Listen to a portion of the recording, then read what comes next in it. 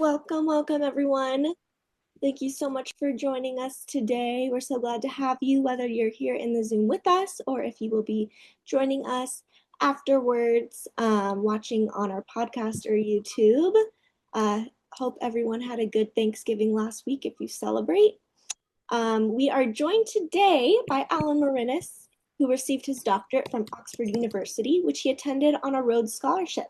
He's one of the leading lights in the revival of the Jewish spiritual tradition of Mussar and is the author of Climbing Jacob's Ladder from 2002, Everyday Holiness from 2007, With Heart and Mind in 2014, and now the newest book, The Shabbat Effect, coming out 2026. He's a sought-after speaker and spiritual teacher who will be on tour with the Shabbat Effect in early 2026.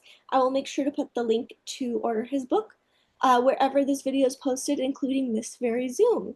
But yeah, with that, Alan, thank you so much for coming on to talk today.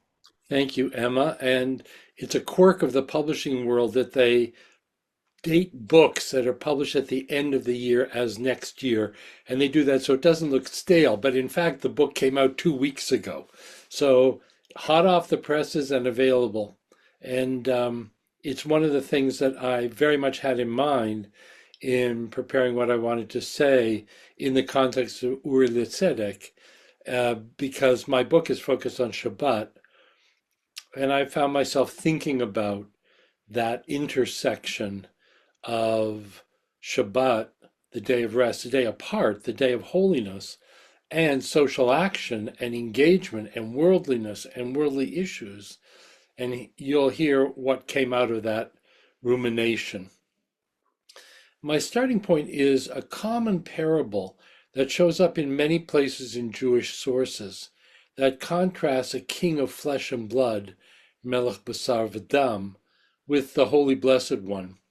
And both are kings, but there's the king on earth and there's the king of kings, and they're different in character and behavior, and that gets emphasized when the parable is played out.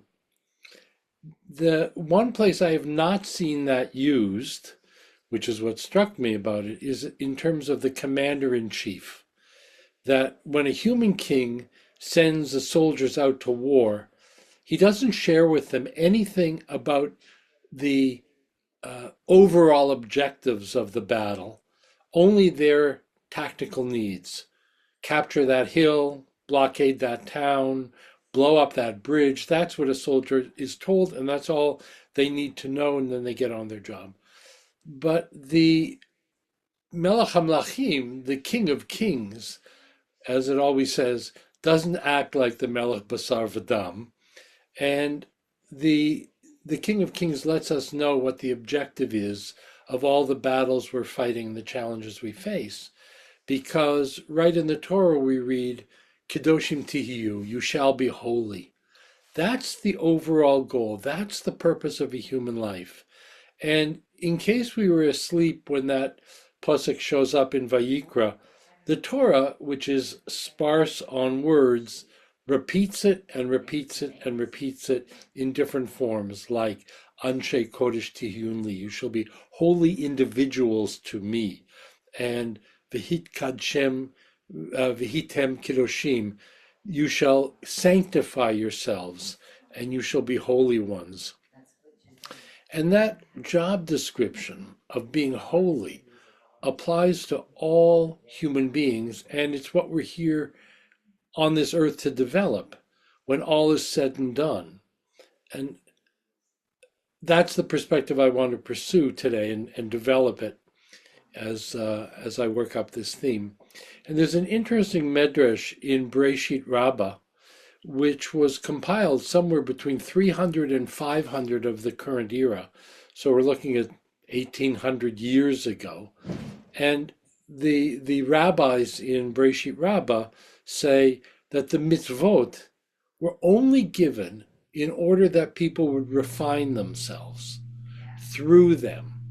And it asks, because what does the Holy Blessed One care if one slaughters an animal from the front of the neck or slaughters from the back of the neck, which of course is very much an issue in halakha, how you slaughter and where you slaughter. And the Midrash concludes, We must say that the commandments were only given so that people would be refined through them. And the Hebrew word that's translated as refined is tziruf, which shares the same root with the word tzoref. A tzoref is a jeweler. And it has the same sense of refinement, the way a jeweler refines metal, separating the valuable gold or silver from the dross. That's the image the rabbis give for our own lives. We get involved in a refinement process to separate the gold, the valuable material, from the dross in our own human lives, and the mitzvot are mechanisms for doing that. It's interesting. I sometimes run into things like this and I think nobody could say this today. If the rabbis hadn't said it, nobody could say it. We're so lucky to have sources to fall back on. And it's interesting because the laws of shechita, of slaughtering, are among the strictest of halachot that there are. And we're being told that they have a purpose other than the performance of the mitzvah for its own sake, because it was a divine obligation or divine commandment. And the idea of refining inner traits in order to cultivate holiness while performing mitzvot is the real theme I want to explore with you today. In the post-World War II Jewish world, there has been a significant bifurcation between the people who follow halacha and the people who follow ruchnius, spirituality. And they tend to be separated, not entirely. There's a gray area in the middle. But by and large, there has been a separation. And what I've been learning in my study and my writing now on Shabbat is about the interdependence and the mutual necessity of structured halakha and spiritual life experience elevation.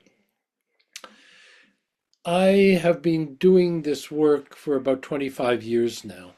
And as I've encountered more and more people, more and more audiences, I've come to the conclusion that I capture in a phrase that the contemporary generation of Jews across the board is by and large spiritual orphans. We have grown up without exposure to the deepest spiritual truths, and the vehicle being the spiritual teachers that existed in the pre-Holocaust world. The Holocaust took away many spiritual teachers, and that's one of the reasons that we're spiritual orphans. But the despiritualization of the Jewish world had other causes as well. Really, the way North American Jewish culture evolved in the post-1945 world, where the focus became on affluence, assimilation, higher education, profession, social status, political engagement, etc., none of which had to do with sanctity. And the notion of sanctity seemed and seems in some ways still so out of step with Jewish aspirations, which is not only absurd but bizarre, considering how central the notion of Kedusha is to Jewish thought and practice in the Torah. And Rabbi Yisrael Salanter, who founded the Mussar movement in the 19th century, from which I derive a lot of my teaching and inspiration, he was one such ancestor for whom the world was intimately connected. The action in the world, the outer world, was intimately connected with the inner life of the individual. And there's a story told about him being approached by a shoichet, a ritual slaughterer. And I chose to use this story because the Medrash from Breshit Rabbah was about a shoichet, about slaughtering. And a butcher approached Rabbi Yisrael Salanter and said he was so fearful of doing something wrong and of not being so exact in the halachot of his shechita that it would result in unkosher meat being generated by his actions, that he wanted to change careers. He wanted to change because he was so fearful and stressed. And Rabbi Yisrael didn't question the man's competence or his knowledge. What he did was he said to him, that fear and that worry that you have is precisely what makes you suited to your task as a butcher, because you will not make those errors because you're not lackadaisical and you're not taking things for granted.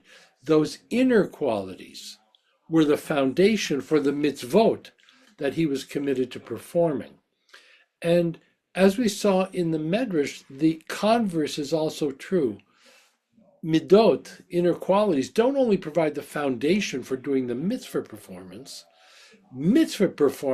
refines the inner qualities if we have that intention, because they have the potential to refine the inner qualities. It's not automatic.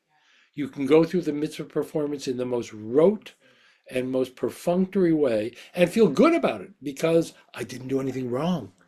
But in fact, that opportunity to use mitzvah performance to refine the inner qualities is something which needs to be pursued with conscious intent. It's there in potential, but we have the opportunity to bring it out in practice. And this is really the guidance of Rabbi Yechiel Levenstein, who was the mashgiach of the Mir Yeshiva in the 1930s and into the 40s. And he said in a book that's right over my shoulder, the primary purpose of a human life is to purify and elevate the soul.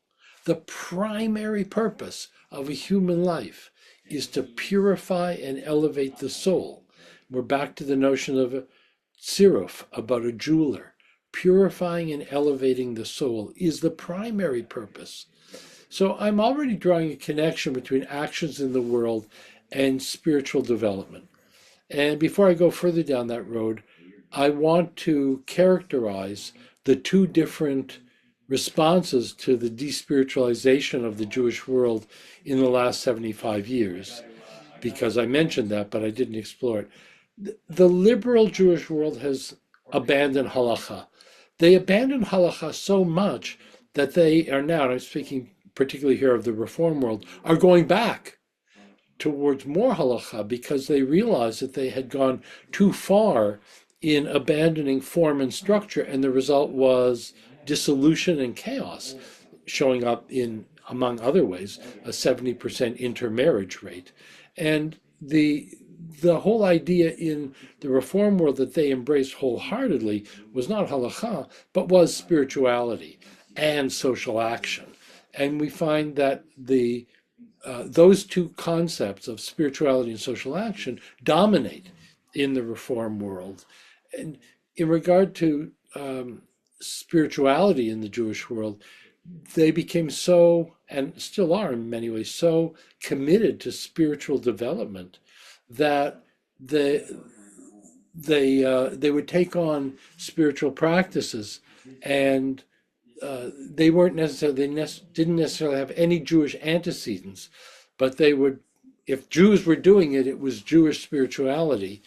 And they would sometimes take non-Jewish practices, I'm thinking here about mindfulness, and dress them up in tallis and tefillin and call them Jewish spirituality. And there is no real Jewish history of that kind of mindfulness practice. I could go off on this tangent, but the point is there was an emphasis and an acceptance and a wide engagement with spirituality and social action, and not halacha. And in the, I was going to say the frum world, I'll come back to why I caught myself a little bit. In the observant Jewish world, it doubled down on frumkeit, to the extent that the word frum has come to be almost synonymous with Orthodox. And frum is a Yiddish word that derives from the German frum, which means pious or devout. And the post-Holocaust Orthodox world has increasingly made a virtue of being frum, and has characterized frumkeit in terms of ever-increasing degrees of stringency in observance, that is chumras, and conformity. So while the non-Jewish, the non-Orthodox world, particularly Reform, went into spirituality and social action, you find in the Orthodox world a real doubling down on frumkeit. And if you look at a picture, a photo of a contemporary yeshiva group or community, the men will appear almost identical in terms of beard, black hat, dark suit, and white shirt. But when you look at a comparable photo from pre-war Europe, you'll see brown and gray hats. You'll see people without hats. You'll see varying designs of hats. They didn't all have borsalinos, striped suits in all shades, and more clean-shaven men than bearded ones. And the move toward ever increasing stringency and observance and conformity was not endorsed by the teachers who came up in the tradition of Rabbi Yisrael Salanter and the Mussar movement. And Rabbi Aaron Kotler, who founded the Lakewood Yeshiva and was the Rebbe of my own Mussar teacher, Rabbi Yechiel Yitzchok Perr, Zecher Tzadik Livracha, he would often say, Frum is a galech, Ehrlich is a Yid, and means that piety is suitable for a priest. It's a Roman Catholic kind of activity, but for a Jew, refinement, Ehrlichkeit, to be refined. We're back to the Medrash again. The refinement is what a Jew is after. And I once I was at Limud, New York, and I met a group of Yeshiva University rabbinical students. I was just chatting with one of them, and he was a nice guy. And I said, do you come from a frum background? He said, yes, but it's Roman Catholic frum. And he himself had undertaken to convert. So the commandments were only given in order to refine human beings through them. And Rabbi Shlomo Wolbe, who was a very recent Mussar teacher, died in 2005, he explains the drive to frumkeit by saying, frumkeit, as in all instinctive human urges, is inherently egotistic and self-centered. Therefore, frumkeit pushes a person to do only that which is good for himself. And Rabbi Wolbe went so far as to say that frumkeit is just one letter away from krumkeit. And that's a Yiddish word that means warped, crooked, or warped reasoning. So he would, it's so clear that this drive to frumkeit, which really characterizes the Orthodox world today, was not something that our spiritual ancestors, at least in the Mussar world, thought was laudable. And my perspective in this has been shaped by several years of study, b'chavrusa, of Dat Chochma Mussar, the writings, actually the talks of Rav Yerucham Levovitz, who was Rabbi Shlomo Wolbe's teacher at the Mir Yeshiva. His talks were recorded in this book, Dat Chochma Mussar, and I've been working through it. And Rav Yerucham was a student of the Alter of Kelm. The Alter of Kelm was a student of Rabbi Yisrael Salanter. So there's a lineage here of spiritual teachers. And that spiritual lineage was all but broken by the Holocaust, which is how we came to be, through other broken lineages, one of the factors that led to this sense of being spiritual orphans in this world. And Rav Yerucham gives us an interesting analogy for what I'm bringing out here. He says, if you see a baker who's baking matzah, and you ask that person, what is your work? And the baker answers, I'm baking matzah, that's the wrong answer. It reveals that the person is conscious of worldliness, but not of the corresponding internal world which is participating as well in this outer activity. The correct answer, Rav Yerucham says, would be, I'm working on zihirut, or I'm working on zirizut, or whatever I'm working on in inner traits. Zihirut is caution or watchfulness. 18 minutes, matzah, gotta be precise. I'm working on being precise. Or zirizut, I have alacrity. I'm working to really be energetic and quick in what I'm doing. Or whatever inner reality that person was working on. The matzah baking is the context. The work is inner. And the outer, which is observing halacha and mitzvot, is there to refine the inner. And baking matzah, obviously, but the process is working on inner spiritual curriculum through engagement with the outer world. And this perspective follows an even older ancestor in the tradition, Rabbi Moshe Chaim Luzzatto, Ramchal, 18th century, who said in his pillar teaching, Mesilas Yesharim, external motions generate internal motions. External actions, the things we do, change us within. Very important principle that he articulated. And he was building on something that we find in Sefer Chinuch in the 15th century, which says, Halev nimshach achar hapeulot. Halev nimshach achar hapeulot. The heart is drawn after the actions. Action in the outer world in direct conjunction, intertwined with an awareness of the mandate, the obligation, the chov, as an older Mussar source says, the duty to cultivate the heart. And this is the perspective I adopt in my new book on Shabbat that Emma mentioned in introducing me, called The Shabbat Effect, Jewish Wisdom for Growth and Transformation.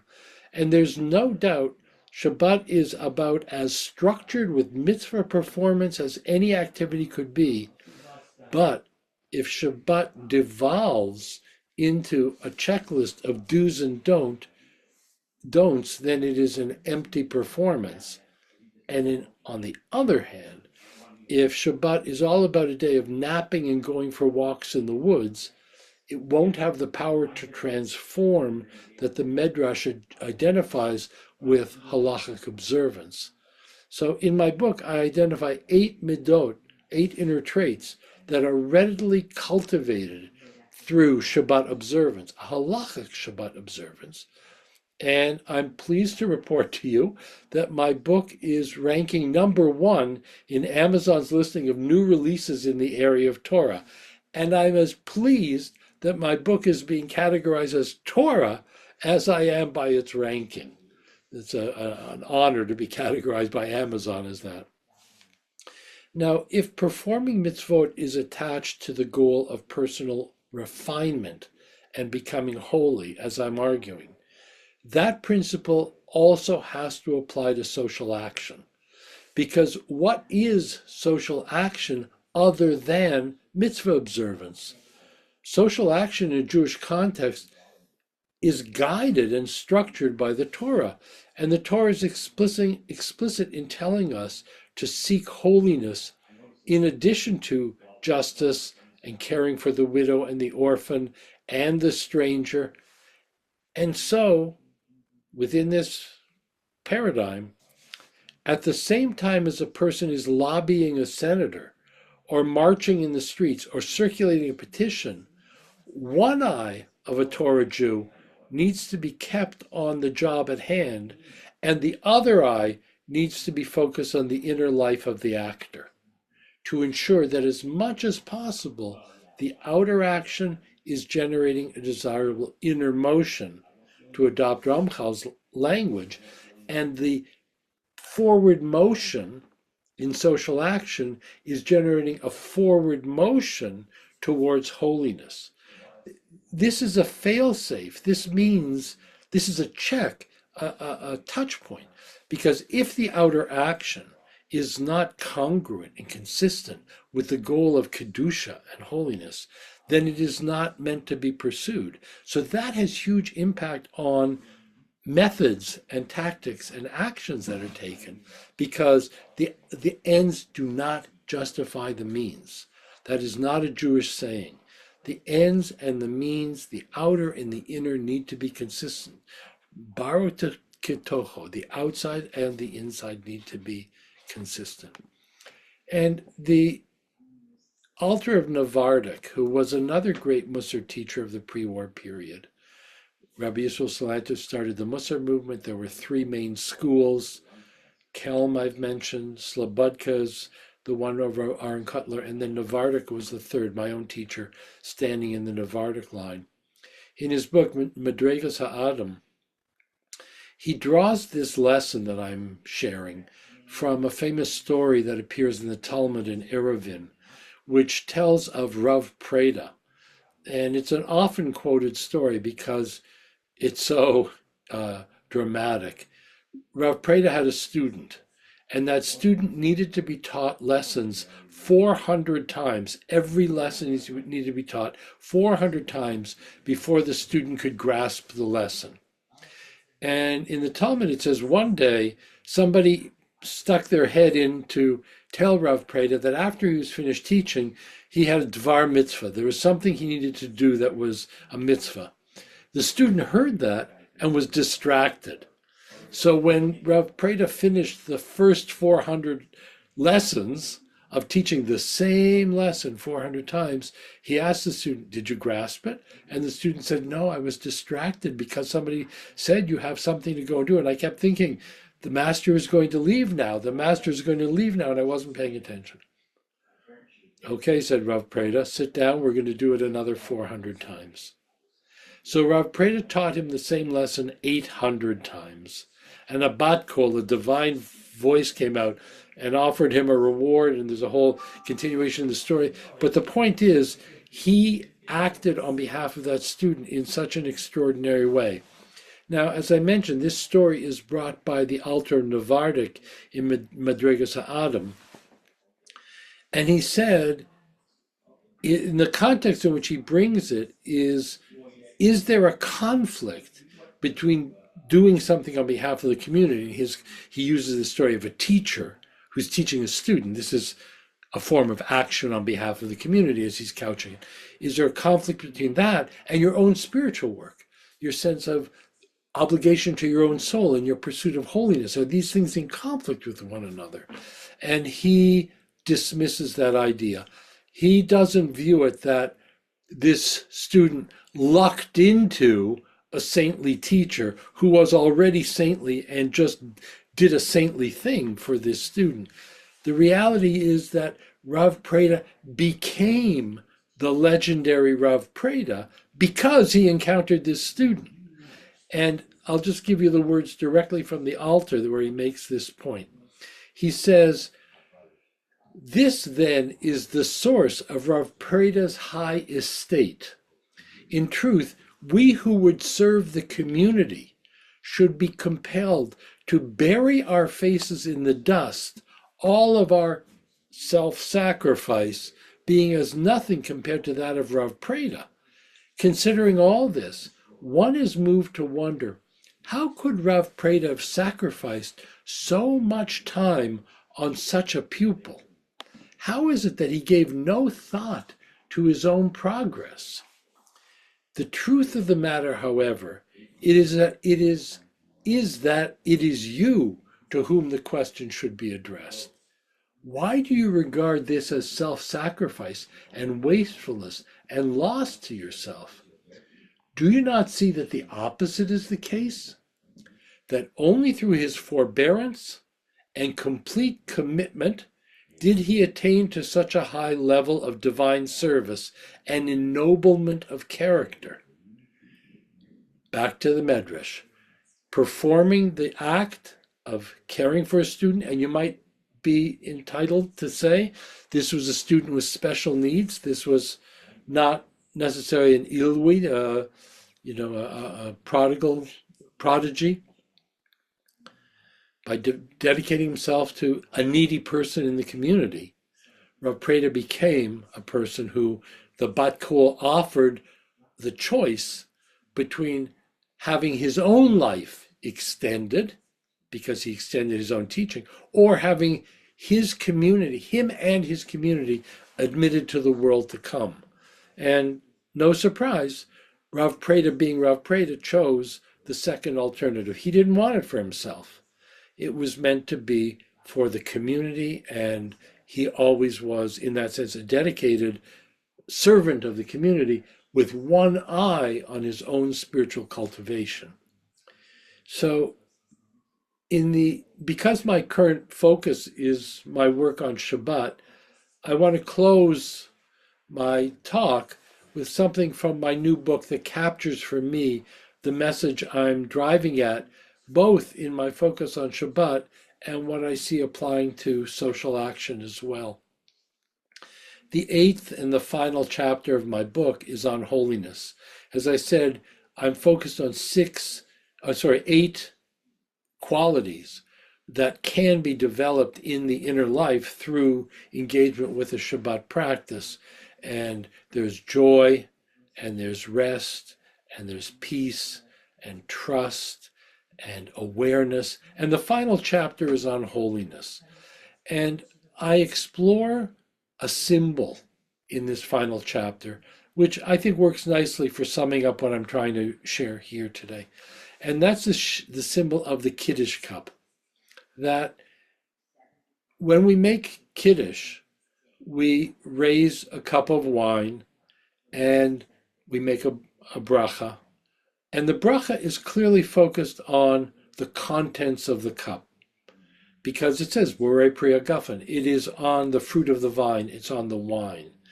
And the wine is an interesting substance because it's fluid, it's ephemeral, it is transformed. It's not its own self, it's a transformed quality. Starts out as grape juice, goes through a chemical transformation of fermentation. It becomes wine. Wine has a very different quality from grape juice. It affects consciousness. It brings about a transformation of consciousness, altered state.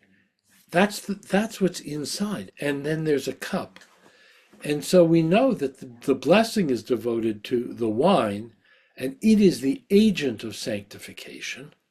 But the fact is that we don't make Kiddush without a cup. We pour the wine into a cup, lift the two together, and then recite the bracha. And there are only extreme circumstances where we are not permitted to use a cup. And there are poskim who rule that, those flimsy plastic cups, those are not suitable. They're not firm enough. That the cup has to have a hard structure in order to serve as the vehicle. And it is the vehicle for the Kedusha, for the Kiddush of sanctifying Shabbat. The priority clearly falls on the side of the spiritual. And I think that's true in Judaism. I think it's true in Shabbat in general. Shabbat is just replete with every halacha and like reams of halacha, multi-volume books of the halachot of Shabbat. But the goal is spiritual. In the very simplest form, the goal is rest. But the goal is also kedusha and peace and oneg and enjoyment and pleasure. These are not in the same category as the cup. These are the category of the wine, and that's the point, and that's the focus of it, but not without a cup.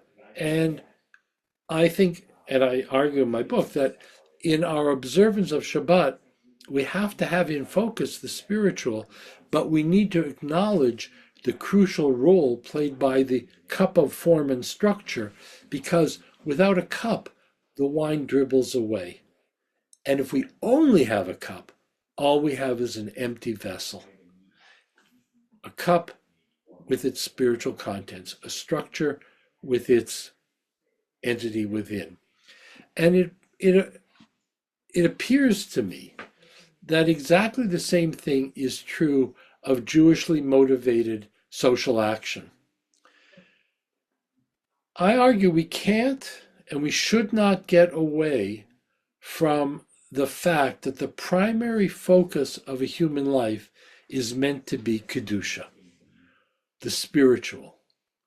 But I also argue that that goal can't be attained without the cup of structure, which is halacha and mitzvot. The two are intertwined and interdependent, and anyone who pursues one or the other and not both will not succeed in either. One who pursues one or the other and not both will not succeed in either. And you can see that in so many ways. If you wander through an Orthodox community at times, you'll see people who seem absolutely committed to the letter of the law, but when you look at them, you don't get the image of a holy person coming out. I don't mean to judge, but I mean there's a lot of behaviors that seem to be counter to the notion of Kedusha that can still coexist with a very punctilious observance of do's and don'ts. And the opposite is true as well. You see that people who pursue spirituality are very often pursuing spiritual experience. It's ephemeral, it's passing, it's transient. What I've come to see is that the goal is a spiritual life, not spiritual experience. And sometimes a spiritual life means doing things that are not spiritual experiences. They may be hard work. There's a story about a rabbi who was in Hong Kong and staying in a very high building, as there are in Hong Kong, and it was Shabbat, so he was walking using the stairs, and he may have been on the 30th floor and still nowhere near the top of the building. So he's huffing and puffing up the stairs, and of course the only people who use the stairs are the staff. Everyone else uses the elevator, and he runs into a staff person who says, "Sir, why don't you use the elevator? It's such a high climb."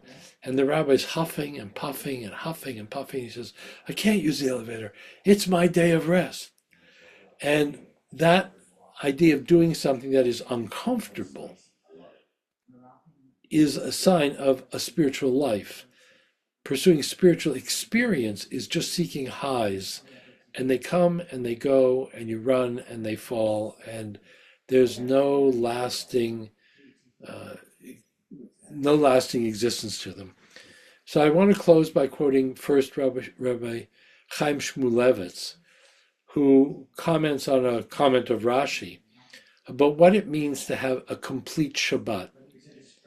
And Rav Shmulevitz says an incomplete Shabbat is one where you do all the right things, so it's still a Shabbat, but at the end of the day, nothing has penetrated your heart. You've done it, but it hasn't penetrated it. Nothing has been internalized. And he says that a complete Shabbat is one where at the end, you're not the same person as you were at the beginning. That Shabbat was so transformative, you're changed. Now, maybe only incremental change, but it's changed nonetheless, and it's change in the direction that you're pursuing. It is an ascent. You have taken an ascent. One step up the ladder, up the mountain. That's a complete Shabbat. And that's the goal. And in a way, you can say the same thing applies to social action. That social action that does not advance your own personal holiness is incomplete social action. And complete social action is that which both accomplishes something in the world, the mitzvot and the actions are completed, and has an impact on the inner life of the actor at the same time. And just finally, to close up, I want to quote Rabbi Yisrael Salanter, who I've mentioned a couple times here. He said two very memorable quotes in this context. "The material needs of another person are an obligation of my spiritual life." The material needs of another person are an obligation of my spiritual life. I can't advance in my own pursuit of Kedusha within the four walls of my own limited world, within my own four amas. I have to pursue the material needs of others. I have an obligation to my spiritual life to take care of the material needs of others. And he also said, a pious Jew is not one who worries about his fellow's soul and his own stomach. A pious Jew worries about his own soul and his fellow's stomach. So a pious Jew isn't taking care of his own material needs and somebody else and giving good advice to someone else. A pious Jew is one who takes care of another person's material needs and their stomach and at the same time has one eye on their own soul, the material needs of another, their own soul. And that's really the whole theme I wanted to explore with you. We who, and I've been in so many contexts where it's been validated for me that it's true, that we are spiritual orphans. And I identify myself as a spiritual orphan. We have the resources now in our generation fairly easily to reach back, to connect to ancestors who lived in previous generations, who lived human lives very comparable to ours, and to learn from them and to apply their wisdom in our own lives, which are very different in their trappings. You know, I do a whole thing in the book and also in talking about it, about iPhones, cell phones, and Shabbat. Well, Shabbat didn't come into play because of iPhones. It had been around for several thousand years before the iPhone showed up. The trappings are different, but the essence is the same. And what we're grappling with is a challenging world and the inner challenge of having a soul that aspires to holiness, that is directed toward holiness, and that is living in a broken world. And bringing those two things together is not, it's not a, they don't live in contradiction. When you look at the way the Jewish world structures practices like Shabbat and many other things as well, you'll see that the real essence of a Jewish approach is the intertwining of the outer and the inner. Tikkun olam and tikkun hamidot are not two different activities. They are two sides of the same coin. Or as Rav Yerucham Levovitz would say, Teva v'mala min hateva hem echad, that the natural and the supernatural, they are one. So with that, I'm going to leave you. I hope there was something in here that you can take away. Just remember the Kiddush cup. That's the image that you can take away to capture everything I wanted to say. The need for the cup and the wine, the structure and the spirit. That's the way the world is, and Jewish thought and practice has incorporated both into a single structure. So Emma, are there any pressing questions anybody has, or do we leave it at that? I don't see any, but I wanted to thank you so much for coming on to talk to our community. And everyone should make sure to go order his book. And I also wanted to mention our next class next week on December 11th will be Workers' Rights and Paying on Time with Rabbi Mike Moskowitz. This text-based analysis of biblical obligation to pay workers in a timely fashion will explore the ethical and mystical implications of this important mitzvah. So I will put the link wherever this video is to join us for that next week. I want to thank Alan again and whoever joined us today. We really appreciate you. Have a great day.